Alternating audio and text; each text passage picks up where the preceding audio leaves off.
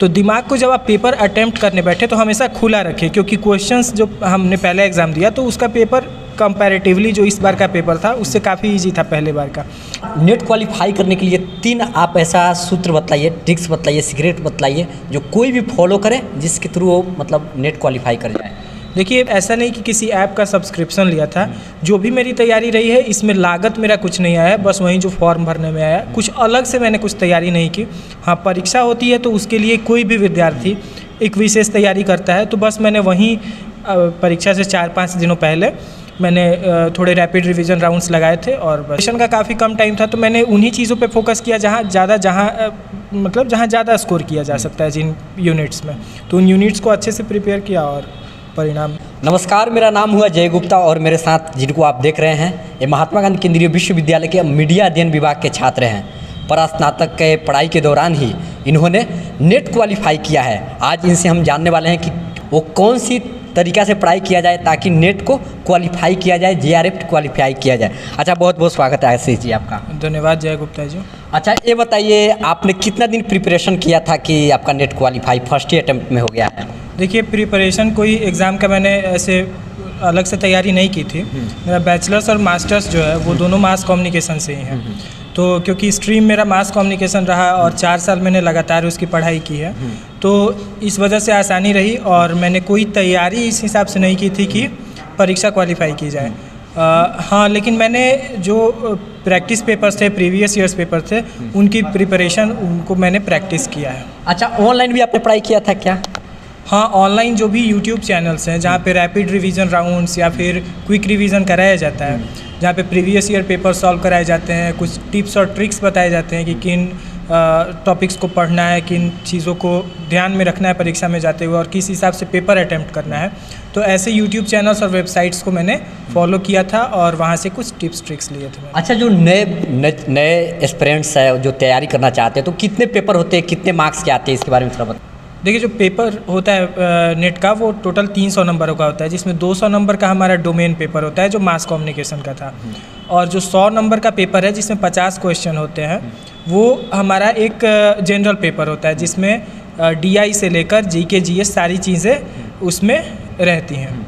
तो ये था पूरा एक स्ट्रक्चर होता है। इसमें निगेटिव मार्किंग किसी तरह की निगेटिव मार्किंग नहीं होती है, तो इसमें आप ज़्यादा से ज़्यादा क्वेश्चन अटेम्प्ट कर सकते हैं। ऐसा क्वेश्चन छोड़ने की कोई बात नहीं होती है कि हाँ इस बार क्वेश्चन। अच्छा, जो बैचलर और मास्टर्स के जो सिलेबस है उसके अतिरिक्त भी आपने कोई किताब मतलब खरीदा है इसके लिए प्रिपरेशन के लिए? देखिए, प्रिपरेशन के लिए मैंने कोई किताब नहीं खरीदा, पर हाँ जो वीर बाला अग्रवाल की एक पुस्तक है handbook of journalism and mass communication, जो एक्चुअली मैं मास कम्युनिकेशन पढ़ने के लिए प्रेफर करता हूँ, तो उसको मैंने पढ़ा और साथ ही जो प्रीवियस ईयर पेपर्स थे जितने भी पिछले 4-5 सालों के, उन पेपर्स को मैंने सॉल्व किया और उस हिसाब से क्वेश्चन के एक पैटर्न को देखा कि किन यूनिट से ज़्यादा क्वेश्चन आ रहे हैं और उन पे फोकस किया। क्योंकि जो पहली परीक्षा कैंसिल हो गई थी पेपर रद्द होने की वजह से और दूसरी बार के लिए हमें काफ़ी कम टाइम मिला था, तो प्रिपरेशन का काफ़ी कम टाइम था, तो मैंने उन्हीं चीज़ों पे फोकस किया जहाँ ज़्यादा स्कोर किया जा सकता है जिन यूनिट्स में, तो उन यूनिट्स को अच्छे से प्रिपेयर किया और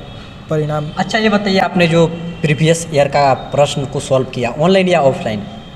देखिए, मैंने जो यूट्यूब चैनल्स हैं जैसे अनअकैडमी है या फिर और भी यूट्यूब चैनल्स हैं, तो वहाँ पे मैंने अपने पेपर के जो रैपिड रिवीजन राउंड्स होते हैं उनको मैंने फॉलो किया, जहाँ पे जो भी सेट्स थे, प्रीवियस ईयर सेट्स थे, उनको समझाया जाता है और साथ में जैसे एक टॉपिक को एक यूनिट को समझा दिया गया तो उससे रिलेटेड क्वेश्चंस वहाँ सॉल्व कराए जाते हैं जो पिछले ईयर्स पूछे गए थे, तो उनको मैंने बनाया है। ऐसा नहीं कि किसी ऐप का सब्सक्रिप्शन लिया था। जो भी मेरी तैयारी रही है इसमें लागत मेरा कुछ नहीं आया, बस वहीं जो फॉर्म भरने में आया, कुछ अलग से मैंने कुछ तैयारी नहीं की।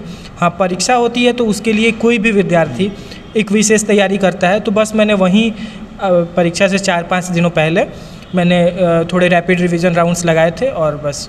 अच्छा, नेट क्वालिफाई करने के लिए 3 आप ऐसा सूत्र बताइए, ट्रिक्स बताइए, सीक्रेट बताइए जो कोई भी फॉलो करे जिसके थ्रू वो मतलब नेट क्वालिफाई कर जाए।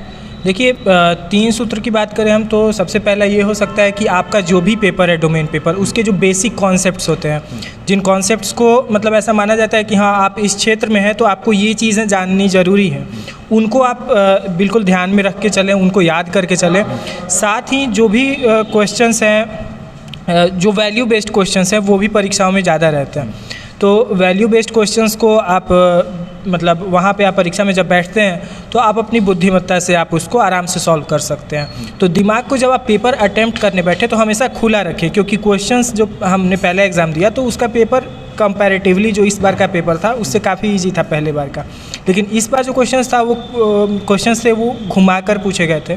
तो आपको दिमाग खोल कर बैठना होगा और ये सोचना होगा उसको तोड़कर, एक क्वेश्चन अगर लंबा क्वेश्चन पूछा जा रहा है तो उसको तोड़ कर आपको समझने की ज़रूरत है कि क्वेश्चन कह रहा है। एक बार आप अच्छे से क्वेश्चन को समझ जाओ तब आप किसी ऑप्शन पे क्लिक करें।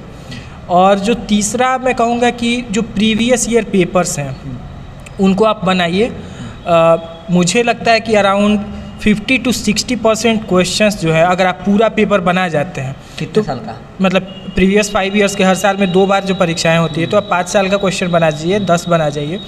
तो उसमें से मतलब आप 10 पेपर बनाते हैं तो आप समझिए कि उसमें से 40 to 50% क्वेश्चंस पे आप ये कर सकते हैं। तो हमें ऐसा लगता है कि आशीष जी ने जितने टिप्स और ट्रिक्स बताए हैं नेट क्वालिफाई करने के लिए ये इनफ है। आप क्या सोचते हैं इनके बारे में, नेट क्वालिफाई करने के बारे में कमेंट बॉक्स में अपनी राय जरूर डाल दें और ऐसे ही इंटरव्यू देखने के लिए बने रहे चंपारण न्यूज़ के साथ। शुक्रिया, नमस्कार।